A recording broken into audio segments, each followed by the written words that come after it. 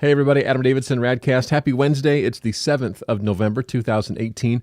We're in Colossians chapter 3. This is verse 5 and following. Paul says, "Put to death, therefore, whatever belongs in your earthly nature." And then Paul gives this long list of things that belong to our earthly nature. The thing of it is, when we follow Jesus, we leave behind our old ways. When we die to self, everything about us, our wills, our desires, our sinfulness, our brokenness, that all gets left in the grave. Somehow, Jesus takes this sin from us, carries it on our behalf to the cross, and sets us free from the power of that sin. He doesn't sweep it under the rug. He doesn't say, forget about it. He actually says, I will pay the price for that. I will take on your sin, Adam, and I will carry it to the cross and make it so that it no longer has dominion over you. I don't know. It's so hard to explain in a way that's theologically sufficient, because every time I hear myself explain this, I always go, but that's not really. Like here's an example. Let's say you spilled some milk this morning. You're getting your cereal ready.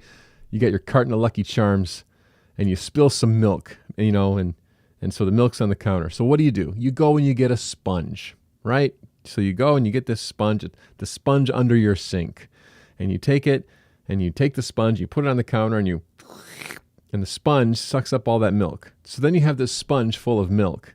Now, it's off of the counter, right? It's not there anymore, but you still got to do something with the sponge. So you go over to the sink, you turn on the water, and you start to rinse and squeegee out the sponge. If you will, Christ is the one who absorbs our sinfulness. He takes it from us. But he doesn't just say, don't worry about it, I'm going to keep this in myself. He actually pays the price. There's a squeegeeing, if you will, on the cross. So he endures our, he does that for us. So to take this verse where Paul says, put to death whatever belongs to your sinful nature, he's basically saying, you are not the one, you don't have spilled milk on your counter anymore. You don't have this mess in your life.